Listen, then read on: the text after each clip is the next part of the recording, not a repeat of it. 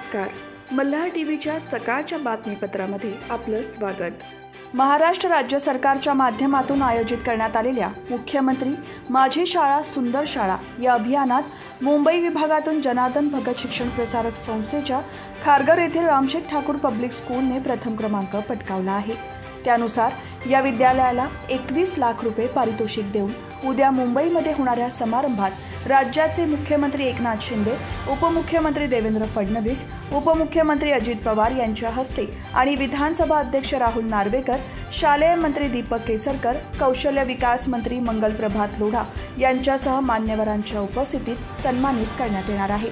राज्यात मुख्यमंत्री माझी शाळा सुंदर शाळा हे अभियान खूप मोठ्या प्रमाणावर यशस्वी झाले असून राज्यातील 1,03,312 शाळांनी या अभियानामध्ये उत्स्फूर्तपणे सहभाग घेतला होता.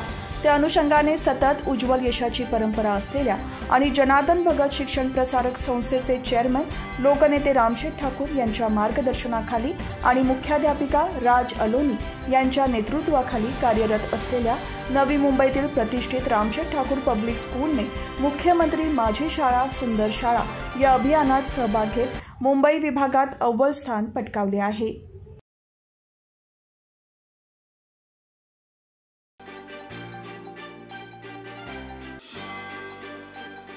पनवेल महानगरपालिका क्षेत्रात रविवारी राष्ट्रीय पल्स पोलिओ मोहीम राबवण्यात आली. यामध्ये 0 ते 5 वर्षे वयोगटातील 67,896 बालकांचे लक्ष ठेवण्यात आले असून यापैकी 90% लसीकरण पूर्ण झाले. आयुक्त गणेश देशमुख यांच्या मार्गदर्शनाखाली पनवेल महानगरपालिका वैद्यकीय आरोग्य विभागाच्या वतीने पोलिओ लसीकरणाचे सुयोग्य नियोजन करण्यात आले. या कार्यक्रमाचे उद्घाटन नागरी प्राथमिक आरोग्य केंद्र गावदेवी येथे सहाय्यक संचालक डॉक्टर अमोल गाडीकर, मुख्य वैद्यकीय आरोग्य अधिकारी डॉक्टर आनंद गोसावी, माता बाल संगोपन अधिकारी डॉक्टर रिहाना मुजावर, वैद्यकीय अधिकारी डॉक्टर भूषण साखरदांडे यांच्या उपस्थितीत झाले. महापालिकेच्या वतीने लसीकरणासाठी 54 बूथ उभारण्यात आले होते. तसेच 25 ट्रान्झिट टीम, त्याबरोबरच 43 मोबाईल टीम असे एकूण 422 बूथच्या माध्यमातून बालकांना पोलिओ लसीकरण करण्यात आले. पनवेल महापालिकेचे आयुक्त गणेश देशमुख यांच्या मार्गदर्शनाखाली पनवेल महापालिकेच्या 10 शाळांचे वार्षिक स्नेहसंमेलन नुकतेच आद्य क्रांतीवीर वासुदेव बळवंत फडके नाट्यगृहामध्ये आयोजित करण्यात आले होते. यावेळी विविध राज्यांची संस्कृतीचे दर्शन आपल्या नृत्यामधून विद्यार्थ्यांनी सादर केले. या कार्यक्रमाचे उद्घाटन सहाय्यक आयुक्त स्वरूप खारगे, शिक्षणाधिकारी रमेश चव्हाण, अधीक्षक कीर्ती महाजन यांच्या हस्ते करण्यात आले. विद्यार्थ्यांच्या कलागुणांना वाव देण्यासाठी शाळेमार्फत विविध नाविन्यपूर्ण उपक्रम साजरे केले जातात. वार्षिक स्नेहसंमेलन त्यातीलच एक महत्त्वाचा उपक्रम आहे. यावेळी बाल कलाकारांनी नृत्यांचे सादरीकरण करून प्रेक्षकांना मंत्रमुग्ध केले. 10 शाळेतील विद्यार्थ्यांनी महाराष्ट्र, जम्मू काश्मीर, पंजाब, गुजरात, राजस्थान, तामिळनाडू राज्यातील संस्कृती दाखवणारे कोळी गीते, गोंधळ, बिहू, गरबा, धनगर गीत, काश्मीरी, बंगाली नृत्य सादर केले.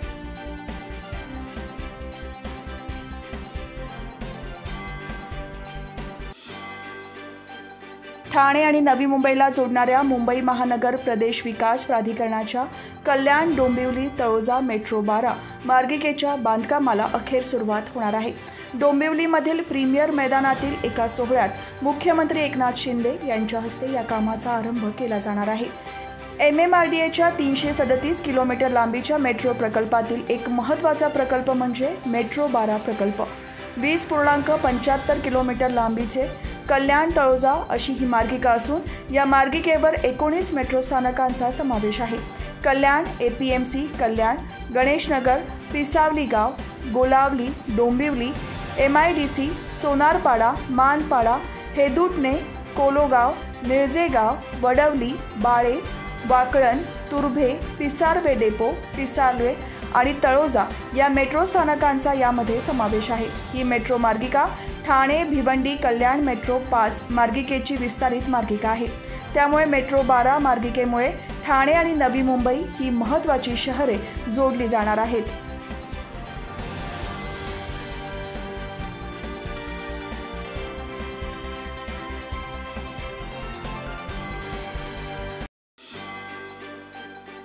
कर्जत मुरबाड रस्त्यावरील नालधे गावाजवळील एका तरुणाचा गळा चिरून फेकून दिल्याची घटना उघडकीस आली होती। या प्रकरणात पोलिसांनी तपासाची चक्रे वेगाने फिरवत या गुन्ह्याचा केवळ 2 दिवसात उलगडा केला आहे। या प्रकरणात मृतदेहाच्या पायाला बांधण्यासाठी वापरलेला टी-शर्ट महत्त्वाचा पुरावा ठरला। याच टी-शर्टवरून आरोपींपर्यंत पोलीस पोहोचले असून या प्रकरणात आरोपींना पोलिसांनी अटक केली आहे।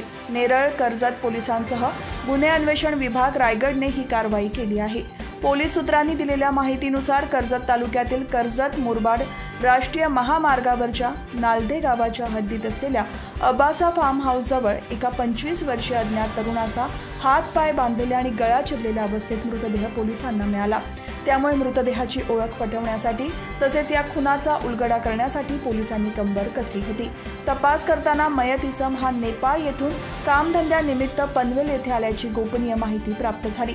तपासादरम्यान मयत इस्माला ओळखणारा आणि त्याला वेगवेगळ्या हॉटेलमध्ये कॅटरर्सचे कामावर मजुरीने लावणारा लेबर कॉन्ट्रॅक्टर दिलीप धनसानी याला पनवेल येथून ताब्यात घेऊन कसून चौकशी केली असता त्याने आणि त्याच्या सहकारी विजय रोळी वाघरी यांनी मिळून हत्या केल्याचे कबूल केले।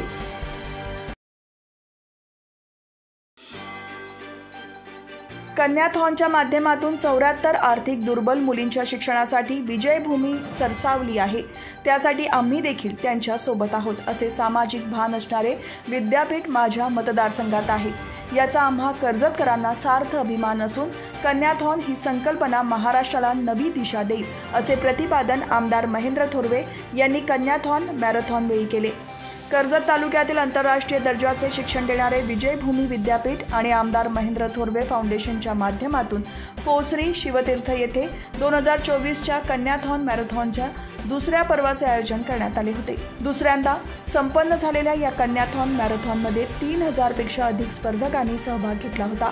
या स्पर्धेला आमदार थोरवे यांनी झेंडा दाखवत सुरुवात केली, तसेच त्यांनीही या स्पर्धेत सहभाग घेतला।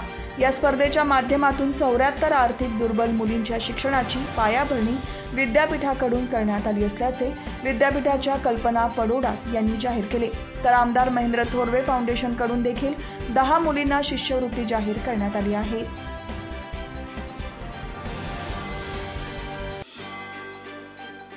पाणीपट्टीच्या वसुलीसाठी महापालिकेच्या पाणीपुरवठा विभागाने आक्रमक पवित्रा घेतला आहे। आयुक्त गणेश देशमुख यांच्या सूचनेनुसार थकबाकीदार नळ कनेक्शन धारकांविरोधात मोहीम सुरू करण्यात आली आहे।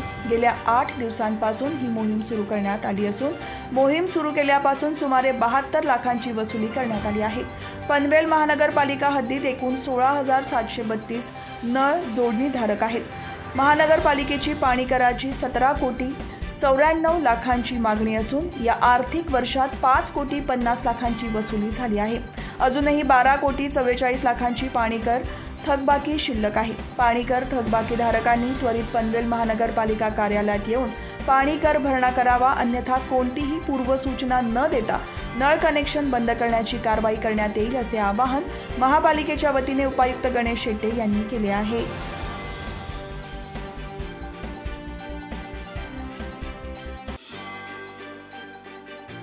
पोलादपूर तालुक्यातील उमरठ येथे नरवीर तानाजी मालुसरे यांच्या शौर्य दिनाचे आयोजन आज करण्यात आले असून उद्या सुभेदार नरवीर तानाजी मालुसरे यांच्या समाधी आणि स्मारकाच्या सुशोभीकरण सोहळ्याचे मुख्यमंत्री श्री एकनाथ शिंदे यांच्या हस्ते ऑनलाईन पद्धतीने उद्घाटन होणार आहे।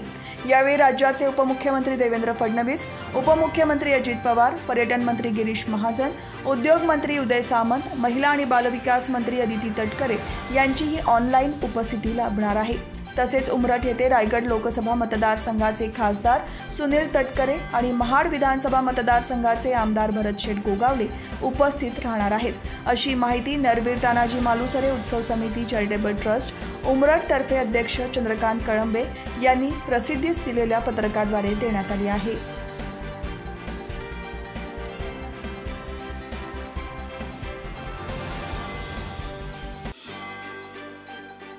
पनवेल महानगरपालिकेचे आर्थिक स्त्रोत मालमत्ता कर वसुली विभाग असून 2023-2024 करिता मालमत्ता कराचे 100% वसुलीचे उद्दिष्ट गाठणे जरुरीचे आहे। त्याकरिता मालमत्ता कर वसुली विभाग, पाणी कर संकलन विभाग, लेखा विभाग, नागरी सुविधा केंद्र, प्रभाग समिती अ, उपविभाग नावडे, प्रभाग समिती ब, प्रभाग समिती क, प्रभाग समिती ड ही सर्व कार्यालये 1 मार्चपासून प्रत्येक शनिवार आणि रविवारी सुरू राहणार आहेत. आयुक्त गणेश देशमुख यांच्या सूचनेनुसार संबंधित विभाग प्रमुख आणि त्यांच्या अधीनस्थ असलेल्या कर्मचाऱ्यांनी 1 मार्चपासून प्रत्येक शनिवार आणि रविवारी कार्यालयात कामकाजाकरिता हजर राहावे असे पत्र काढले आहे. त्यामुळे नागरिकांनी आपला मालमत्ता कर तसेच पाणी बिल भरण्यास कामकाजाच्या 5 दिवसांबरोबर शनिवार आणि रविवारी यावे असे आवाहन महापालिकेच्या वतीने करण्यात आले आहे.